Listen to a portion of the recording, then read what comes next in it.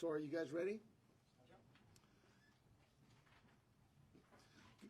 Good evening. My name is Chris Nanos. I'm the sheriff here in PIma County, and we're here to talk about an incident that happened earlier this morning in a community that's just south of Tucson, about 35 miles south of here, in the town of Arivaca, actually just south of Arivaca.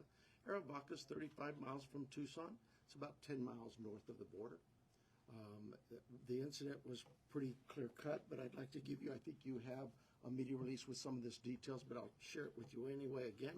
It involves an individual who early was involved in human trafficking from an earlier incident. They recognized his vehicle, made a traffic stop. When they made that traffic stop, the lone occupant, the driver, fled on foot. The agent, the Border Patrol agent, chased after him on foot. Shortly thereafter, shots were fired from the suspect, and the agent returned fire. The suspect was hit and is currently in one of our local hospitals here being treated for his injuries. His condition, I believe, is listed as serious but stable. The agent was not injured in any way to our knowledge. This is a really ongoing investigation. There's a lot more work to do here, particularly in terms of gathering information from any witnesses and collecting and gathering physical evidence that may be out there in the field, as well as any type of video evidence that we might be able to obtain as well. So with that, I'm going to introduce a couple of people here. First of all, John Edwards is with the FBI office. He's here in Tucson, the ASAC. And then his boss is Heath Yankee. He is the SAC out of Phoenix. He's the FBI head of the Phoenix or the state office here in Arizona. I can't stress this enough. This is something we do all the time.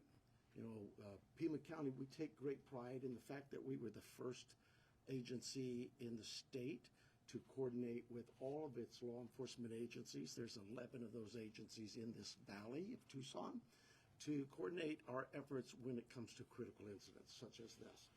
We created what is known as PCRIT. It's our PIma County Regional Officer Incident Team, and it combines effort from all regional partners in the valley.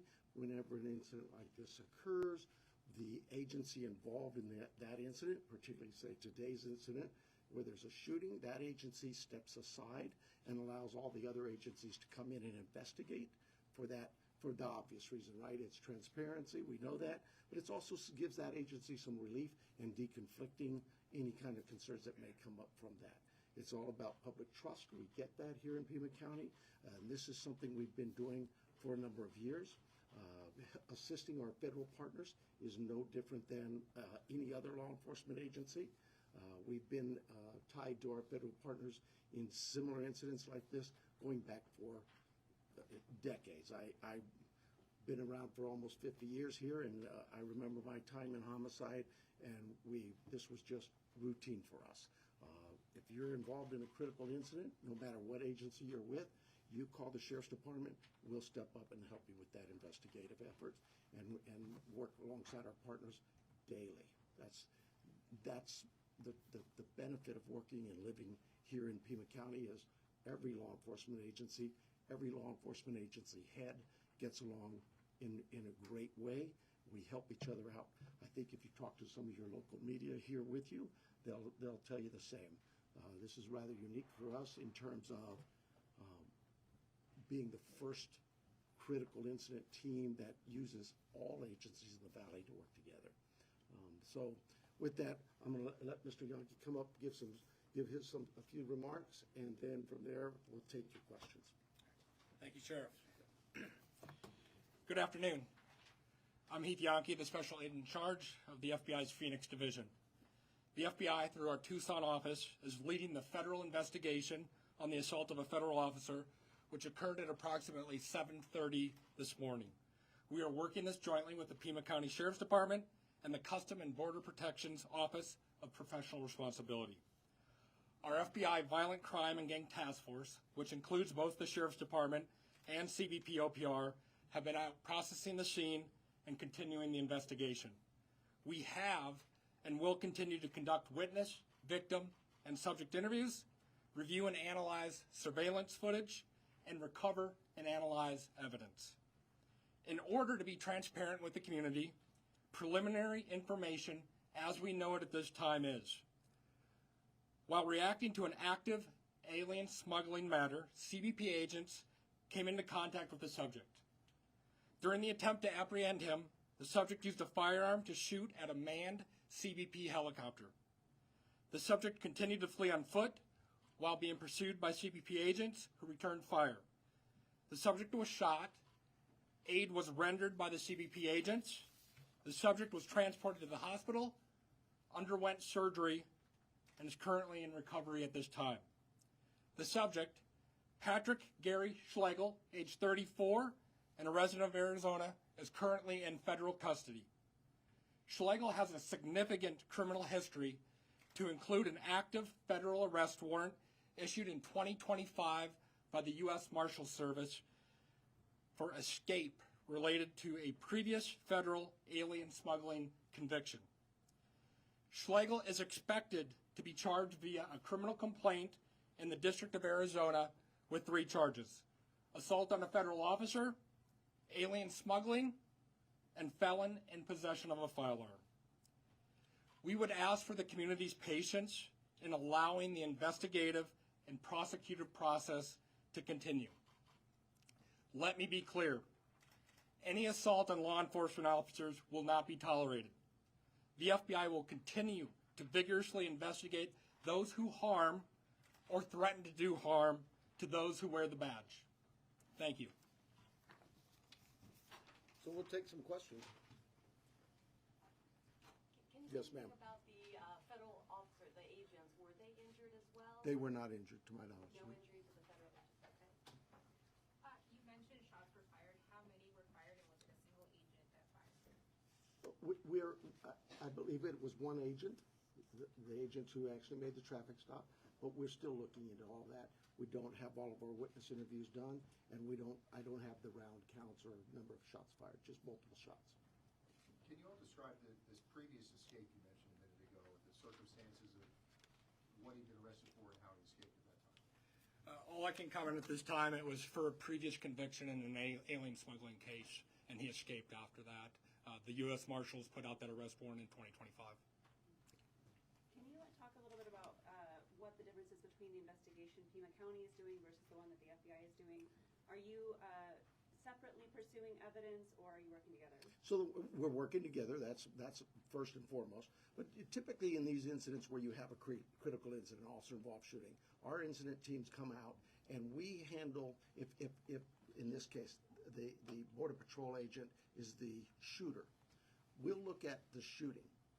Any criminal charges related or peripheral to that, that's where the FBI or Border Patrol or the federal government will look at those matters. If there's state charges to be had, we have charges here for, could be attempted murder or prohibited possession. Those things can also be presented to our county attorney's office as well in addition. So it's not just one or the other. We can take our charges, and we will, to the county attorney's office and say, here's the case, and let them decide what they want to charge with and what level of prosecution is to handle there. So is it fair to say that both PIma County and FBI have equal sort of first grab at the evidence? Well, I will say this right now. He is being held under a federal warrant by the United States Marshal's Office. He is in federal custody. We will take our case forward to the county attorney's office, and at that point in time, the county attorney's office will decide what criminal charges she wants to pursue. For the person being pursued or for the shooter? Both. It could be both. We don't know that. That's what our investigation will reveal. If there was something wrong that the shooter did, that would be there too. We're just gathering all the facts and evidence, present it to the county attorney's office, and answer any concerns they may have with that investigation.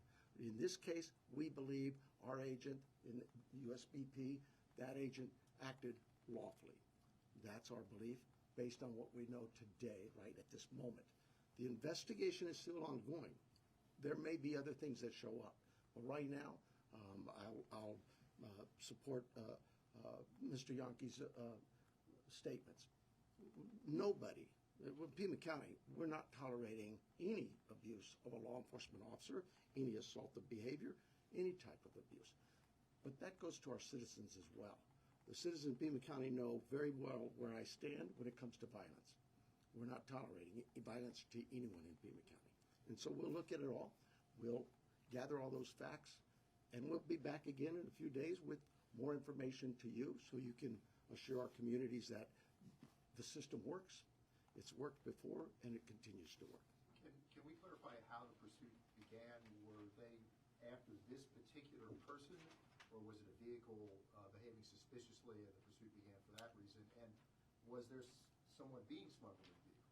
So what I understand, and again, the accuracy will be better explained as we get deeper into the investigation, but what I understand occurred is earlier in the morning, before 7 o'clock, this vehicle was seen by agents. They had found it with other occupants. When they went to stop the vehicle, everybody fled. The vehicle fled.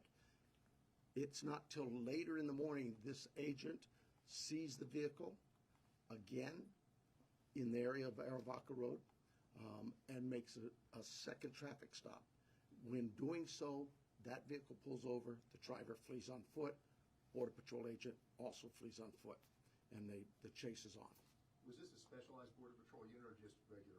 I have no knowledge of that. Is there body camera footage available from the Border Patrol? We're looking at all of that right now. I don't know that. I know there's video. Where it came from, I don't know. I believe they had air assets, but again, that investigation will look at it. On the scene, I know obviously everyone was on the scene investigating. We did see pictures of a blue pickup truck there with, crime scene tape around it. Can you confirm if that is the vehicle? I don't know that. Captain Cornelius was there. Do you know if that vehicle was blue or? So, I just don't know that. I'm sorry. It's an older model Dodge truck. That's what we. And you did mention it's just one suspect currently under federal custody. Correct. There was no We- one else in the vehicle, perhaps, at the No. moment of the incident? No, not at the time of the shooting. No. So the person fled on foot, the suspect fled on foot, the Border Patrol agent pursued, and the shooting happened away from this vehicle that had been stopped during the traffic stop. Correct.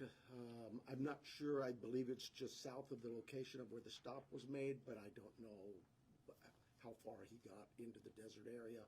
Again, if you look at Arivaca, that's a very rural community, and so, it's a pretty tough desert terrain, but I couldn't tell you any more than that. For the FBI, in previous instances, the FBI has actually run herd-on investigations involving Border Patrol without the Sheriff's Department. Is there a shift here that's happening where you're actually really having the Sheriff's Department really involved in this particular shooting? You talk a little bit about whether this is a change or why this case is also really involving the Sheriff's Department. No, I think here in Arizona, we work investigations together. So the FBI, we're brought in for that transparency of being that neutral federal agency to come in and work that assault on a federal officer. So we are here to gather every single fact and be able to know exactly how things transpired. But we do that cooperatively amongst the law enforcement agencies, including the Sheriff's Department, including CBP. That is common throughout when we work investigations. So there's no change here. Yeah, let me add to that. Well, it makes it sound like we're really terrible here in Tucson. We get contacted by the FBI, DEA, ATF, whoever may be involved in these matters on a constant basis when these things occur. There's some discussion and decision as to who's handling it and what the reasons might be. It could be from staffing is available or not available. It could be whatever it is. In this case, to me, I think the decision to turn it to the Sheriff's Department was more than appropriate. One, because we always do that. We have some expertise from our past regional incidents we've covered, and we have probably more manpower than the FBI here locally does, and we're able to help and respond to those things. But more importantly to me, I think on everybody's mind is what we're seeing going across the country. Why would you not do what you normally do? If it's worked in the past, why would you not do that? And this is, to me, it's when we were asked, it was a no-brainer for me. Absolutely. We'll get out there, we'll investigate it. The investigation will show one way or the other what actually happened there, and then the community can decide whether or not this was appropriate or not. So far, what I'm seeing, I believe it's appropriate. But we'll continue with the investigation. We'll take that investigative report to the county attorney's office, and they can see for themselves. In the meantime, criminal charges, the FBI will bring forward.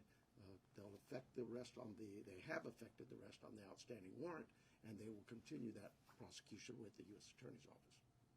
Sheriff, when an investigation is completed, what kind of format can the public expect? Would it be, a long-form investigation that people can access online? Would it be press releases?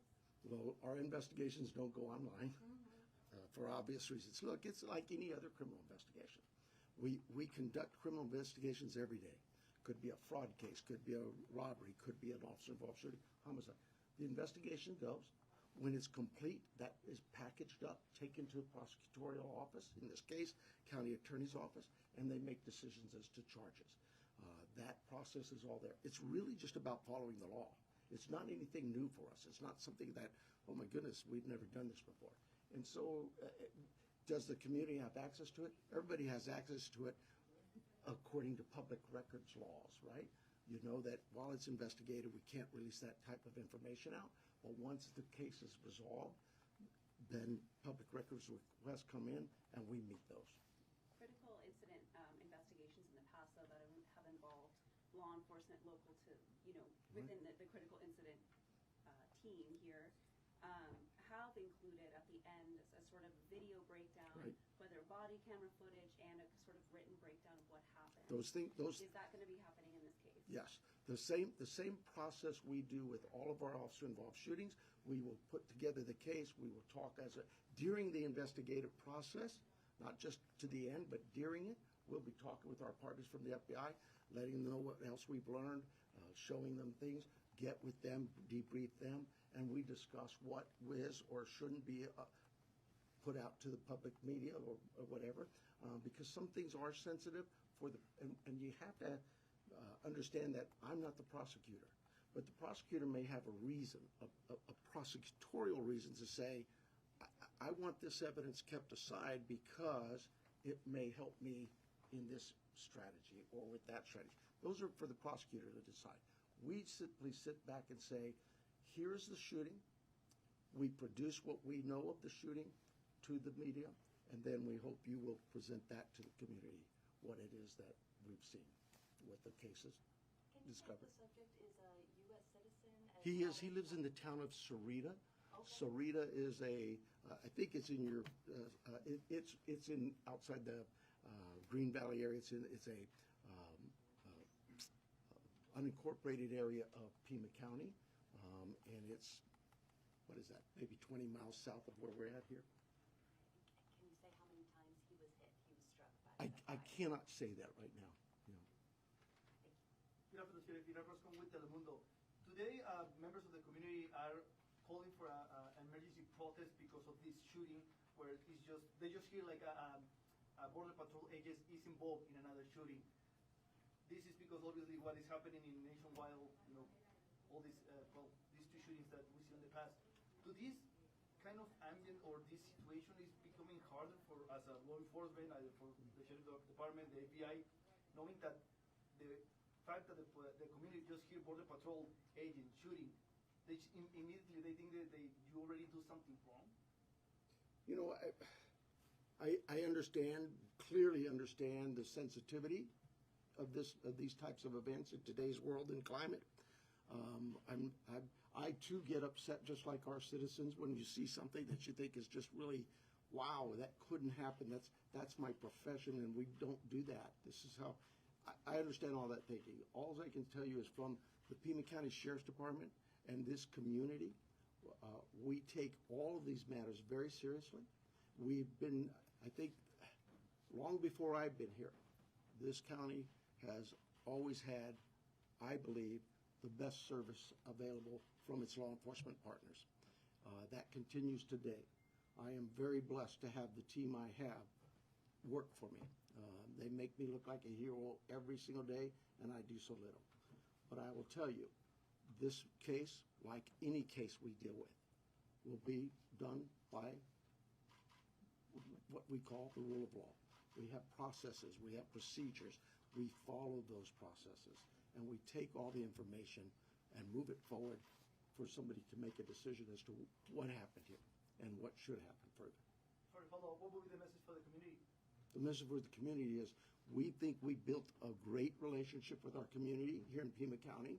We have, and it's not just here, it's in our traffic units, in our school resource officers, in our men and women out on the street. We built a very strong tie to our community that says, we hope you can trust us to do the right thing, because that's what we teach here. You do the right thing every single time, every time. That doesn't mean we won't make mistakes. I make them all the time. But those are mistakes of the head, never the heart. And that's what our team is about. We do the right thing. Thank you. Quick question for the FBI, and might not be kind of around your level, around your jurisdiction, but Customs and Border Protection for a time was posting an edited version of body camera footage taken from critical incidents or use of force incidents during a Biden-era initiative to increase accountability and transparency, things like that.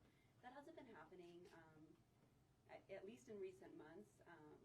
Do you know what the status is of what that'll look like in terms of what sort of information from the FBI side or the federal government side is going to be released to the public?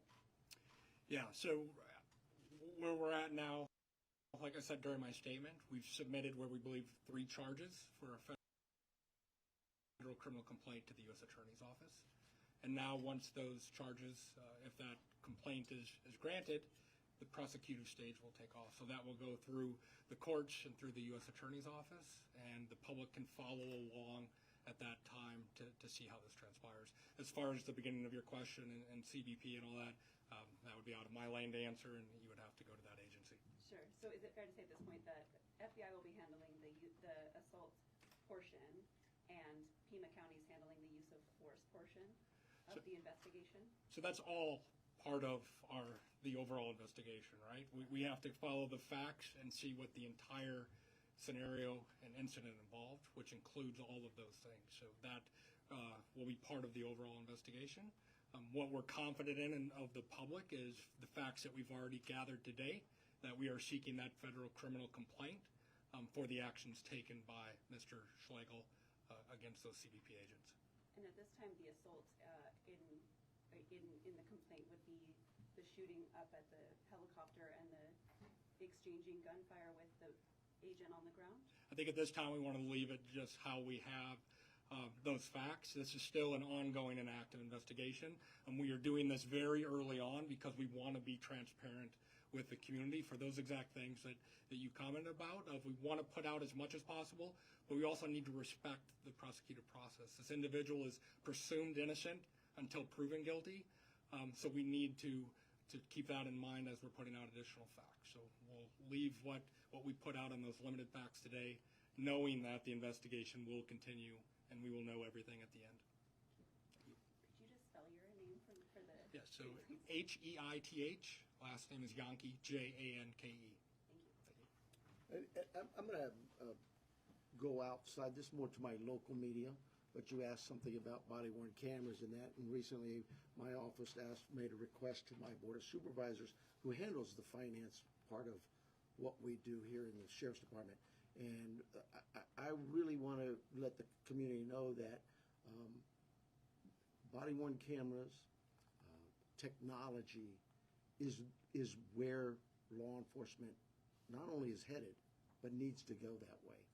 We can't, just because we are fearful of the potential misuses of cameras or constitutional rights being abused, we can't let that make our decisions based solely on that.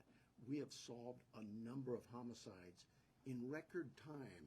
Last Christmas, 24 hours after a homicide, a brutal homicide, we found the suspect because of technology.